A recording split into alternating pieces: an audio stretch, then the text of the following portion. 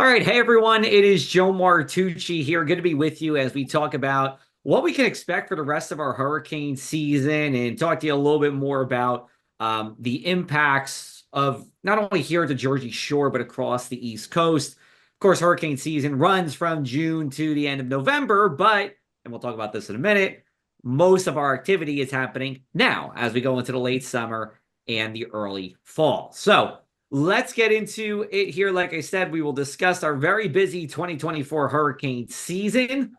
And let's start with some trivia. So here's my question. When is the first time, excuse me, I should say the last time we had a landfalling hurricane in New Jersey? 1903, 1985, or 2012? I'll give you a couple of seconds to think about this here. Again, New Jersey's last landfalling hurricane in the area. So we'll do the reveal, and it's 1903. It's not 2012. 2012 was Sandy, of course. We know that. But that was actually a post-tropical cyclone at landfall. So it was actually transitioning from a hurricane into a nor'easter, essentially. So it lost that tropical status. You have to go back to 1903. We call it the Vagabond Storm. That actually made landfall right in Atlantic City and created a good amount of damage. Now, of course, the Jersey Shore was not what it is now back in 1903. There were less houses, less development, less people that were just there in general, but still was a very impactful storm relative to the buildup there. And then look at the track two on the right. So this is from September 12th to the 17th. Kind of an unusual path, similar to what we had with Sandy. Now, Sandy started in the Caribbean, made its way east, and then curled west. This more just went from east to west, but that's not the general motion of what we see for our tropical systems here, whether it's Sandy or this one. So in order for us to get an impact from a landfalling hurricane, history shows it has to be an unusual track. So that's what we'd be on the lookout for. So here's a little bit about me. My name, again, Joe Martucci. I am the president of Joe Martucci Consulting. I work with different media companies as a meteorologist, also do some consulting work as well for your weather needs. I have sponsors who sponsor my Facebook pages. I think we all know that digital is just the way we are now. And I've been diving headfirst into it since I started at the Press of Atlantic City in 2017, working in social and video, saying, hey, I don't need to be in front of the television screen for 4 hours at a time. I can roll that up into one video and spend the other 3 hours posting on social or talking with people or doing events like this. I was at the Press of Atlantic City from 2017 to June of 2024. Unfortunately, our weather department was eliminated in 2024, but been staying busy, again, working as with Joe Martucci Consulting, getting my own business up and started, which I'm already having a number of clients, which is great, and born and raised in New Jersey. I'm not from South Jersey originally. I'm from Union, New Jersey, depending on where you are on the Parkway, anywhere from maybe 90 to 100. It's north on the Parkway, but I've been at the Jersey Shore since I started at the Press of Atlantic City here. So let's take a look at, just who you need to trust for weather. Now, if you trust me, that's great. I love it. Thank you very much. But it doesn't have to be me. What I encourage everyone to do, especially as we go into hurricane season, is look for meteorologists who have either a certified broadcast meteorologist seal from the American Meteorological Society or a certified digital meteorologist seal. The broadcast one is what you would expect. Those who are peer-reviewed for proficiency in weather and communication on television.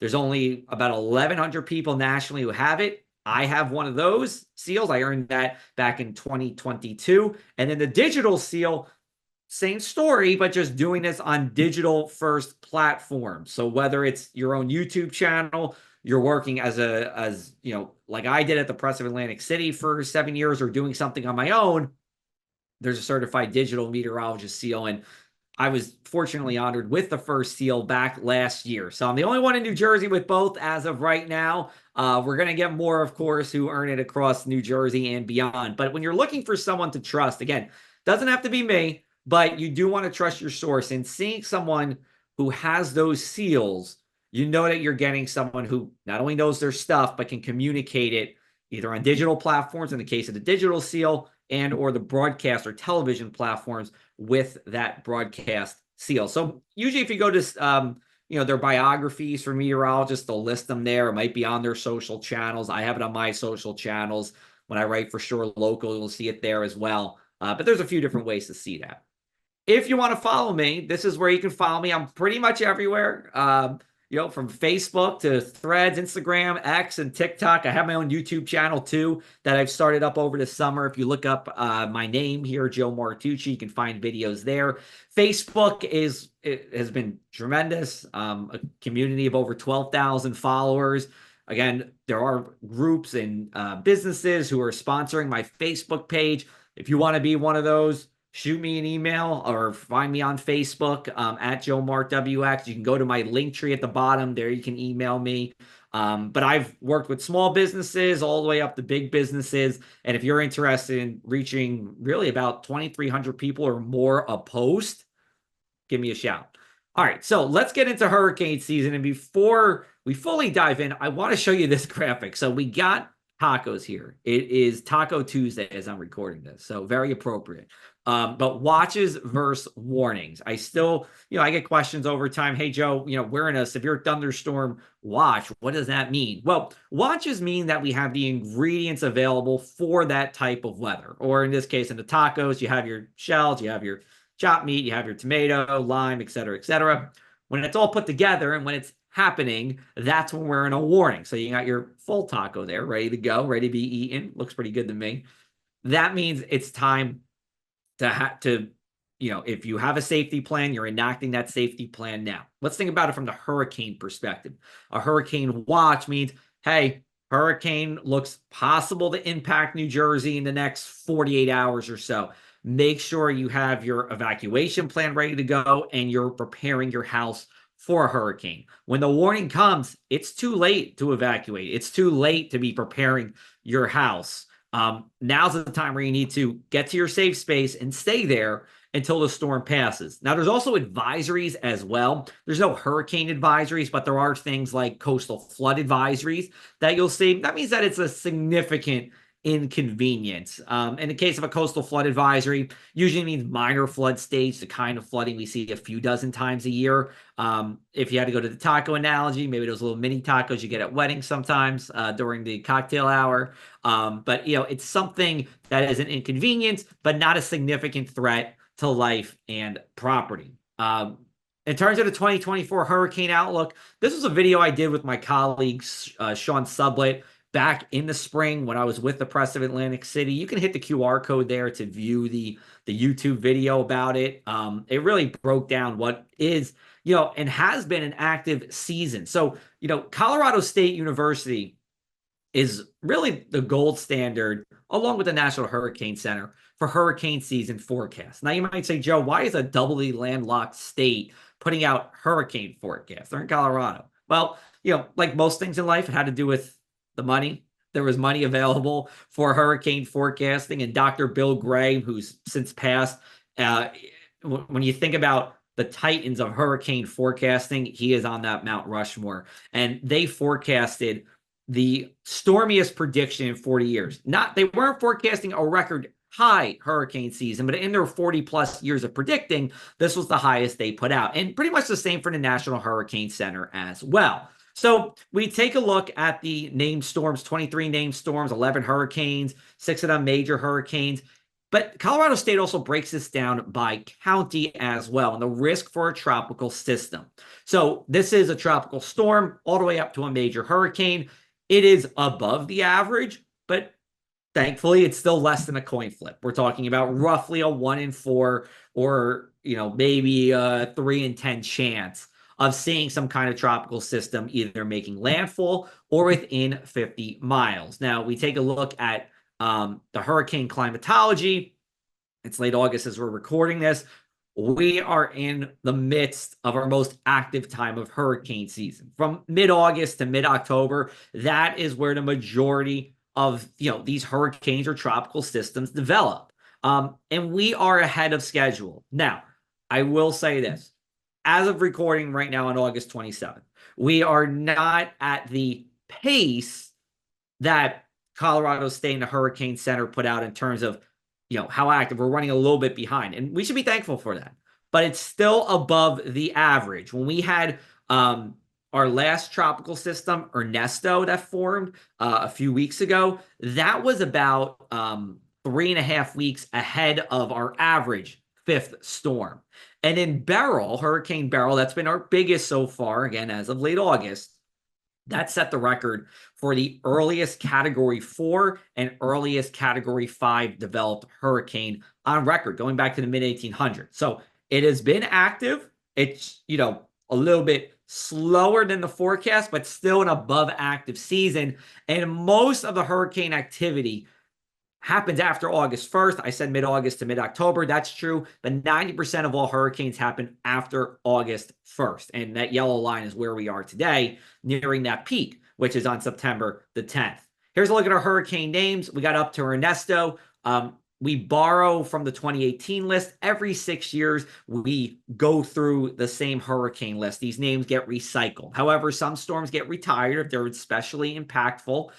Florence and Michael from 2018, they were retired. Sandy's retired as well. Irene's retired also. They'll never be used again. The World Meteorological Organization meets after the hurricane season and determines what storms are retired or not. Beryl probably will be retired this year. That's just my guess. We're going to likely run out of names. So what happens after we get past William? Well, now we have a supplemental list of English names that are used, and they can be subbed in and out if they are retired, because they're significantly strong or causing a lot of damage.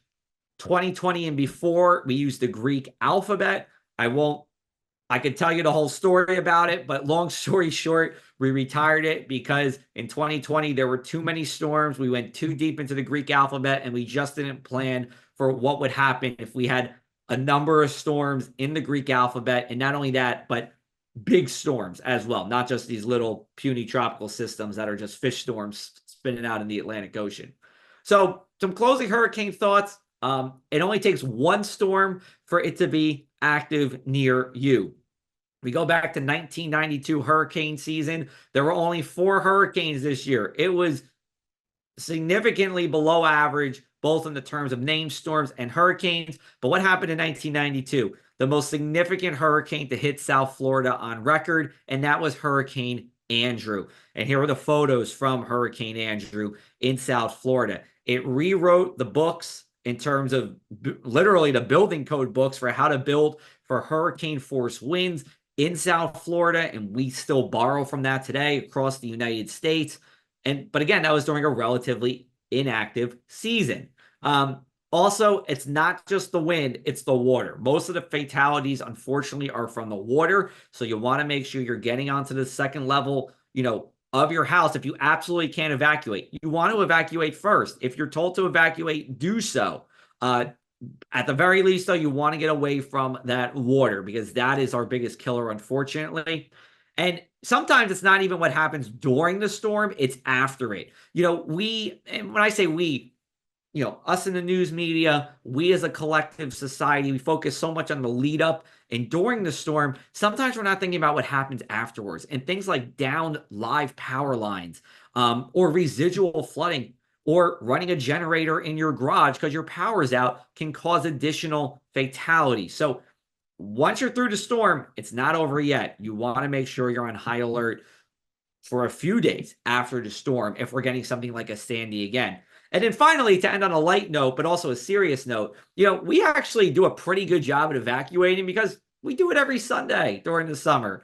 Who's on the Parkway going north or the Expressway going west or 55? There's actually research that has been done. And I did a story on this a few years ago, showing the number of cars going through the Cape May toll booth going from south to north during Irene and Sandy. So Irene's on the left, Sandy's on the right. And what we did was we took, I don't want to say we, I didn't do the research, but what they did was they took the number of people going through the tolls the week before Irene and the week before Sandy and just look at the two lines. I mean, if you look at this Irene evacuations, there were more people that evacuated in quotes that weekend, Saturday and Sunday, than who actually needed to evacuate while Irene was bearing down on New Jersey. And for Sandy, there was really not much of a difference between the week before and the week of when it came to traffic through the Parkway tolls. And,